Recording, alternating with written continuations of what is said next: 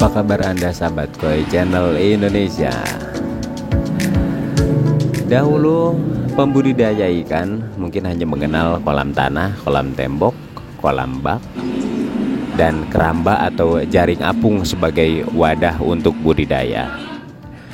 Namun kini sejalan dengan perkembangan teknologi pertanian dan ketersediaan bahan material, banyak peternak yang berimprovisasi menerapkan uji coba pemeliharaan ikan di kolam alternatif. Salah satunya yang dilakukan oleh para pembudidaya ikan koi. Yap, yang lagi ngetren saat ini adalah budidaya ikan di kolam terpal. Penggunaan terpal atau tenda plastik sebagai wadah budidaya berawal dari upaya sejumlah pembudidaya ikan lele dumbo katanya. Untuk itu kita harus tahu bagaimana kelebihan dan kekurangan dari kolam terpal ini. Dan kita sekarang akan bahas tentang kelebihan kolam terpal dengan kolam beton dan kolam tanah. Kita bicara dulu di keuntungan kolam terpal.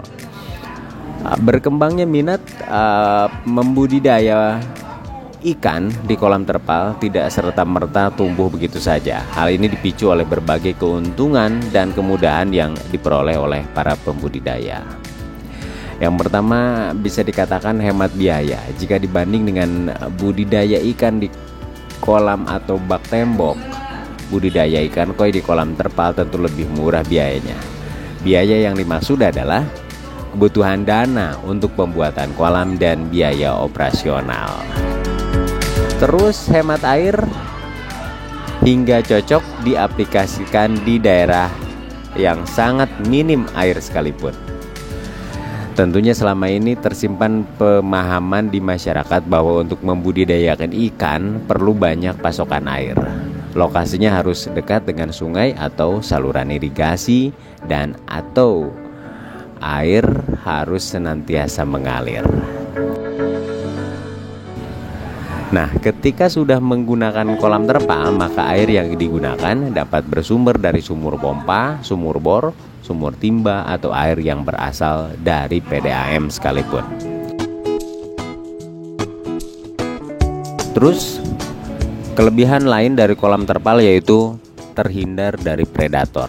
Baik Anda yang melakukan pendederan maupun pembesaran jauh lebih aman tentunya dibanding dengan memelihara ikan yang dilakukan di kolam tanah atau kolam tembok.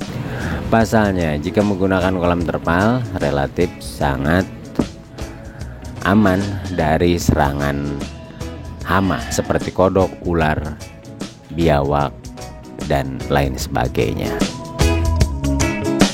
Terus keuntungan lain, sejauh ini belum ada laporan yang menyebutkan jika ikan yang dipelihara di kolam terpal terserang penyakit secara massal. Nah, ini karena faktor lebih terkontrol tentunya. Jadi di kolam terpal ini dikatakan lebih terkontrol.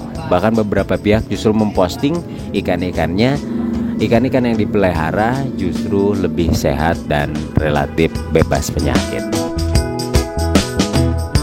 Hal ini berbeda dengan pemeliharaan di kolam tanah atau tembok yang lokasinya saling berhubungan antara satu kolam dengan kolam lainnya atau antara satu lokasi perkolaman dengan lokasi perkolaman lain, sehingga penyakit akan mudah dengan berpindah atau berkembang.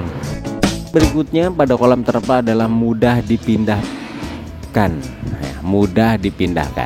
Karena sifatnya tidak permanen, kolam terpal dapat dengan mudah dipindah dari satu tempat ke tempat lain atau dari satu ruangan ke ruangan yang lain. Selanjutnya bisa untuk berbagai skala usaha. Jadi budidaya ikan koi di kolam terpal digunakan untuk berbagai skala usaha, dari usaha yang relatif kecil sampai dengan usaha yang relatif besar. Perbedaannya, jika skala usaha kecil menggunakan ukuran kolam rata-rata 2x1 ya, atau diameter 1, diameter 2. Nah, mungkin untuk skala besar dengan jumlah yang banyak juga bisa menggunakan diameter yang cukup besar. Nah, ada juga kelebihan lain dari kolam terpal adalah selama ini terbukti tingkat produksi ikan koi dibudidayakan di kolam terpal lebih tinggi dibanding dengan budidaya di kolam tanah. Dengan kata lain, mortalitas atau tingkat kematian dan kehilangan ikan selama dipelihara lebih rendah dibandingkan pemeliharaan kolam lumpur atau kolam beton.